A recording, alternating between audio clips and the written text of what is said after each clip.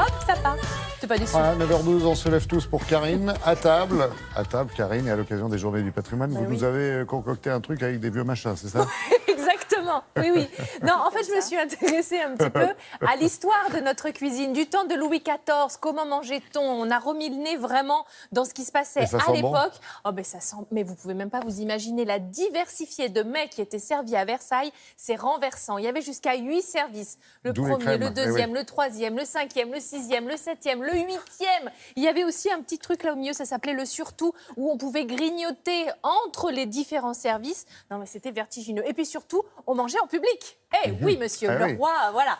Mangeait il y avait plein de, d'ordonnances, de règles, de codes, l'étiquette pour ces fameux repas. Et alors moi, bien sûr, j'ai commencé par un petit potage. Je me suis dit, ça y est, l'hiver va reprendre ses droits petit à petit. Et le potage, c'était vraiment l'incontournable à Versailles. Il y avait un potage aux 4 coins de la table. C'était vraiment quelque chose on ne pouvait pas faire l'impasse dessus pour le souper. Alors bien sûr, là-dedans, je vous ai mis du topinambour, du panais, on verra ça. Et puis, demain, on fera des petits pois à la française. Pourquoi? Parce que Louis XIV en raffolait. Il s'en gavait de petits pois jusqu'à l'overdose. Et on terminera samedi avec un ananas rôti ganache chocolat. Pourquoi? Parce que l'ananas, si vous voulez, Louis XIV en avait fait planter pour satisfaire le bon plaisir de sa maîtresse. Et le blond aussi. Oui. Quant à la reine, elle avait 2 passions, le roi et le chocolat. Mais ça, c'est pour samedi. En plus, grand pâtissier à l'époque. Absolument, mais bien sûr. Alors aujourd'hui, on commence avec la petite soupe. Voilà, le petit potage de santé, tranquillou. On va commencer avec ce potage de légumes racines, finalement, composé de carottes, de navets, de panais, de topinambour, de chou-fleur. Il vous faudra évidemment un oignon. Puis on va donner du goût avec du curry, du thym, du laurier, du persil, de la ciboulette, un peu d'huile d'olive pour faire revenir tout ça, du sel, du poivre. On y va. On commence par éplucher, laver tous vos légumes. C'est la partie, on va dire, la plus fastidieuse parce qu'il n'y a vraiment rien de compliqué. Carottes, c'est fait. Ça, ce sont les panais. Alors les panais, ça a justement ce petit goût sucré de carotte. Moi, j'adore ça aussi. Je suis fan. Le navet, épluchez-le bien. Ça a un sens, hein.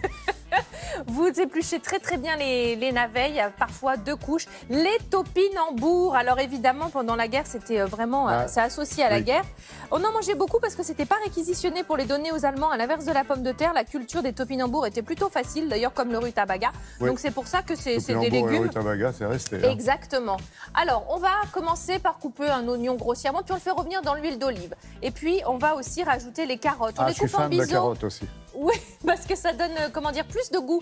La surface de taille est plus large, donc ça donne plus de goût. Donc carottes, panais. Là, on va faire revenir un petit peu de curry. C'est toujours bien de torréfier l'épice et de ne pas la rajouter. Torréfier, vous voulez dire? Oui, on la fait revenir un petit peu avec l'oignon dans l'huile d'olive. C'est vraiment bien. Ça craint rien. Et après, vous mettez tout. Donc on a mis l'oignon, on a mis la carotte, panais, topinambour. On va rajouter du chou-fleur également. C'est pas une cervelle, d'accord. Non, c'est du chou-fleur, voilà. On va bien sûr le préparer, mettre les petits bouquets comme ça. Et puis maintenant, il va quand même falloir mettre un petit peu de liquide, donc de l'eau. Vous allez mettre un petit bouillon cube si vous le souhaitez. Pourquoi pas un peu de thym, un peu de laurier pour bien sûr parfumer, donner du goût. Et on laisse mijoter tranquillement. Non, 30 minutes à feu moyen. C'est pour ça que j'en ai pas mis. C'est juste le petit plus que je vous donne. Je vous reconnais bien là. On enlève le thym, on enlève la feuille de laurier et vous allez mixer. Alors, vous mixez comme vous voulez, c'est-à-dire soit vous gardez plus de morceaux, soit vous rajoutez un petit peu de liquide si vous souhaitez avoir une soupe un petit peu plus détendue. En tout cas, voilà, on a de nombreux légumes. C'était la tradition à Versailles de manger beaucoup de légumes. On était bien au-delà des 5 fruits et légumes par jour. Artichauts, petits pois, haricots, cardons, asperges, tout y était. Pour le dressage, un petit peu de curry et bien sûr un petit peu d'herbe pour... un petit peu d'herbe pour planer. Bah oui, pour tout soigner un peu la déco. Je vous conseille de le faire à la main, ça ne dure pas si longtemps que ça. Comment à la main? Comme à l'époque, je veux dire. À la main, sans les ustensiles électriques. Oui. Bah oui, c'est le patrimoine. Ah oui, bah si vous voulez. Alors dans ces cas-là, il faut faire une taille un petit peu différente à la base. Vous taillez en petits dés, par exemple. Oui, ça, c'est sûr. Si vous ne devez pas mixer, voyez. Ou alors vous écrasez à la fourchette.